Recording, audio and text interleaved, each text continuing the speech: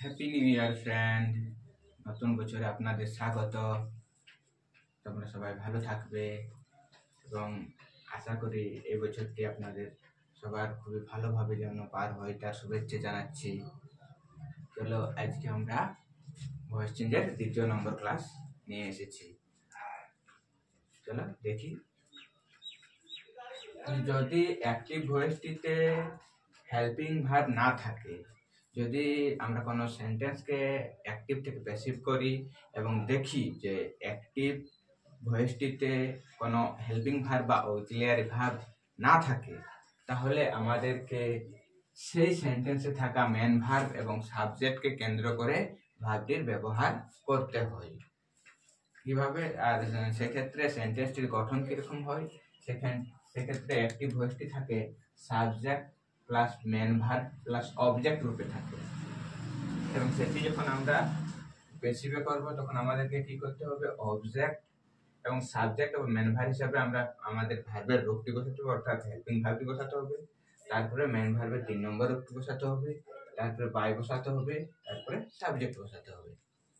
এখানে দেখো sentence subject, দেখো এখানে আছে subject, main verb R object.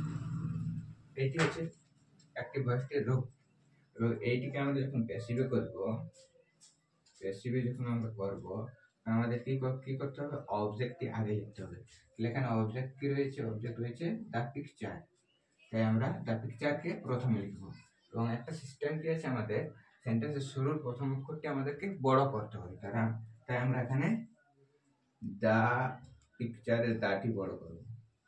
The picture. এবার ড্রিউ, ড্রিউ কি? ড্রিউ হচ্ছে ড্র, DRAW, ড্র, ড্রিউ। তাহলে 2 নম্বরে আছে, অর্থাৎ পাঁচটা আছে। তাহলে আমরা কি ভাবে ব্যবহার করতে পারবো? পাঁচটা থাকলে আমরা সিঙ্গুলারের ক্ষেত্রে আমরা ওয়াজ, আর প্লুরালের ক্ষেত্রে আমরা ওয়ের ব্যবহার করব। যেহেতু এখানে দা পিকচার একটি ছবি সিঙ্গুলার বোঝাচ্ছে, তাই আমরা এখানে ওয়াজ ভার্বটির ব্যবহার করব। এখানে লিখবো ওয়াজ। এবার মেন ভার্বের 3 নম্বর রূপ, তাহলে ড্র 3 নম্বর রূপ হচ্ছে ড্রন, DRAWN, ড্রন। আমরা এখানে ড্রন বসাবো, DRAWN, ড্রন। তারপর কি বলেছে? বাই বসাতে হবে, তাহলে বাই বসাবো। বাইয়ের পরে সাবজেক্ট, আর সাবজেক্ট কে আছে এখানে? সুভাষ আছে, তাহলে আমরা এখানে সাবজেক্ট সুভাষ লিখব।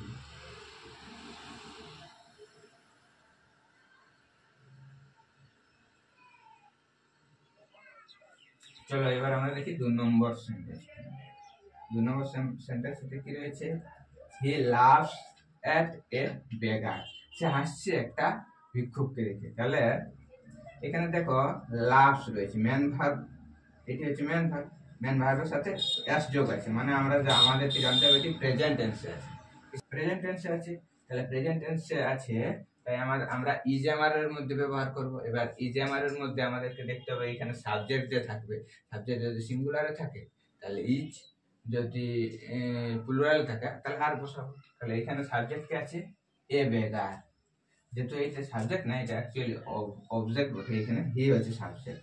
তাহলে আমি এখানে অবজেক্টটাকে আগাবো, যেহেতু নিয়মে কি বলছে?